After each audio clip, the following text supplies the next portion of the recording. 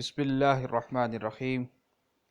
عیسائیوں کے 80 پادریوں کے پیشوا امام، ان کے امیر جو کہ اب مسلمان ہو گئے ہیں، انہوں نے اسلام کیسے قبول کیا اور ان کی پرانی زندگی کیسی شاہانہ تھی۔ گھوڑے، گاڑیاں، جہاز اور دنیا کی ہر آرائش اور ہر سہولت ان کو ملی ہوئی تھی۔ ان کا تعلق برازیل سے ہے۔ اب ان کا نام عبداللہ ہے۔ پہلی زندگی کیونکہ عیسائیوں کے بڑے پیشوا تھے، پوری دنیا کے اعتبار سے ہر ملک کا ویزا انہیں بسہولت مل جاتا تھا، اور ہر ملک میں عیسائیت کو پھیلانے کے لیے ان کو عیسائی مشنریز جو ہیں وہ بھرپور فنڈز بھی دیتے تھے اور تعاون بھی کرتے تھے، اور پوری دنیا میں جا کر یہ عیسائیت کی تبلیغ کر رہے تھے۔ اللہ رب العزت نے ان کو ایمان سے نوازا اور اسلام انہوں نے قبول کیا۔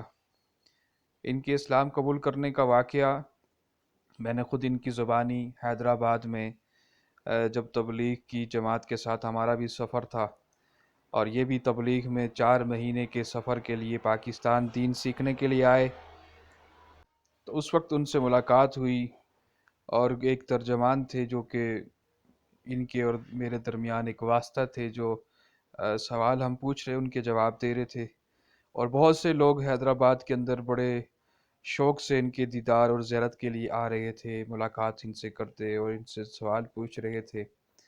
اور ان کا جو کام تھا وہ عیسائیت کی تبلیغ کرنا، عیسائیت کو پھیلانا، اس کے لیے مختلف ملکوں میں سفر کرتے، وہاں پر عیسائیت کی دعوت دیتے تھے، اور بہت سے لوگوں کو انہوں نے عیسائی بھی بنایا، اور اس طرح سے بہت سے لوگ ان کے ہاتھ پر بیعت بھی ہوتے تھے، اور 80 سے زائد جو پادری تھے پوری دنیا کے، ان کے یہ پیشوا تھے۔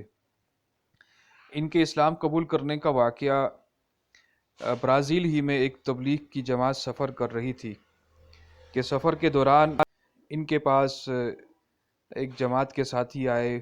ہوا کچھ اس طرح کہ ان کا ایکسیڈنٹ ہو گیا، یعنی کسی ڈاکو نے یا کسی لٹیروں نے ان کے اوپر حملہ کیا اور ان کو زخمی کر دیا، لوٹنا چاہا۔ تو یہ زخمی تھے، ادھر بستر پر ایک ہاسپٹل میں ایڈمٹ تھے۔ اسی ہاسپٹل میں اس تبلیغ جماعت کا ایک ساتھی وہ بھی بیمار تھا اور ساتھی والے بستر پر پڑا ہوا۔ ہمارے جماعت کے ساتھی جو پاکستان سے جماعت گئی تھی، انہوں نے اس اپنے ساتھی کے لیے جب تیمارداری کا سامان لے کر گئے تو ان کو دیکھا کہ یہ تنہا پڑے ہوئے ہیں، تو ان کے لیے بھی انہوں نے کھانے پینے کا جو سامان تھا وہ الگ سے رکھا اور لے کر گئے۔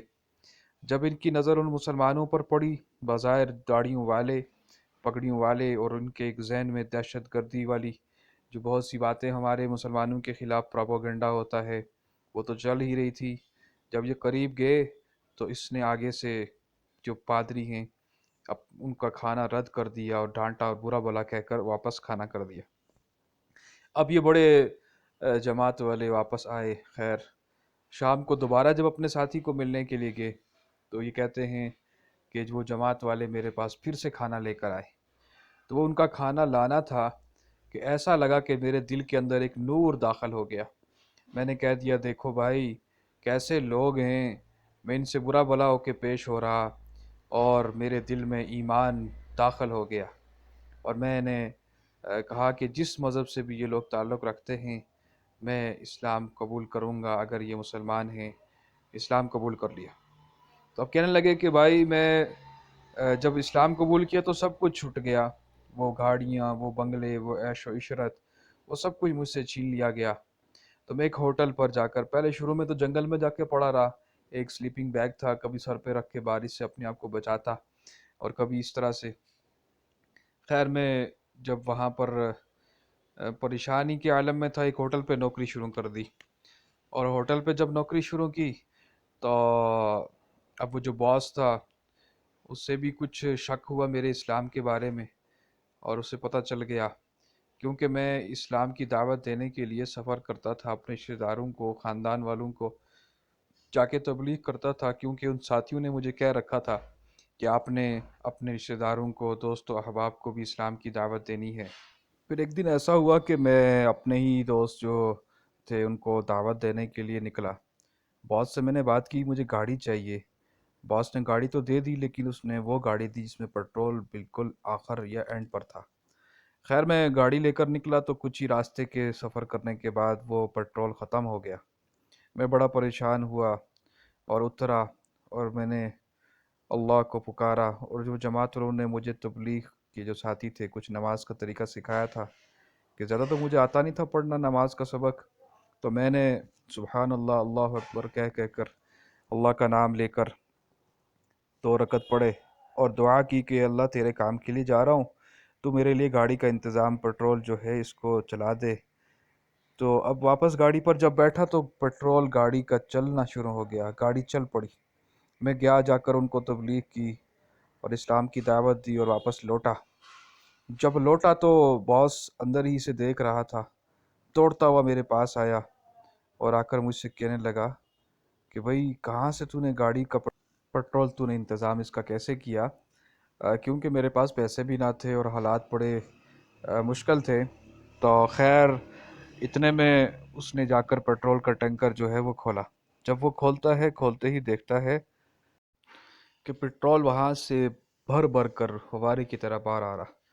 ایک دم سے حیران ہوا اور کہنے لگا کہ بھئی اس گاڑی کے اندر تو پیٹرول بھی نہ تھا، اور تو نے کیسے اس کا انتظام کیا اور کہاں سے یہ پیٹرول لایا؟ تو میں نے پھر اس کو بتایا کہ جب سفر لمبا شروع کیا تو پیٹرول تو ختم ہو گیا، تو میں نے اس اللہ سے جو کائنات کا بادشاہ ہے، سب کا خالق ہے، اس سے میں نے مانگا اور اس نے پیٹرول کا انتظام کر لیا۔ تو کہنے لگا کہ میں کیسے اس مالک کے ساتھ تعلق بنا سکتا ہوں؟ تو اس کو میں نے بتایا کہ اس کے لیے تجھے اسلام قبول کرنا پڑے گا۔ تو وہ باس بھی اسلام قبول کر گیا۔ اب کافی عرصہ گزر گیا تھا، یہ حیدرآباد کی جماعت جو سفر کر کے وہاں پر گئی تھی، اس نے برازیل میں جو سفر باندھا، تو جماعت کے یہ ساتھی ہوتے ہیں، کچھ ہوٹلز پہ ٹھہرتے ہیں، کچھ گھروں پہ ٹھہرتے ہیں۔ تو انہوں نے ایک گھر جو ہے کرائے پر لیا، اور یہ جو اب کافی 5-6 سال بعد کی بات ہے، اس کے بعد اس نے اسلام قبول کیا۔ پھر ایک اور جماعت جو حیدرآباد سے گئی، تو یہ اس کی کارگزاری کہ جب وہاں پر پہنچے تو انہوں نے مشورہ کر رکھا تھا کہ ہمارے پاس جو ساتھی بھی آئے گا اس کو ہم خوب اس کی خدمت کریں گے جو نان مسلم ہوگا۔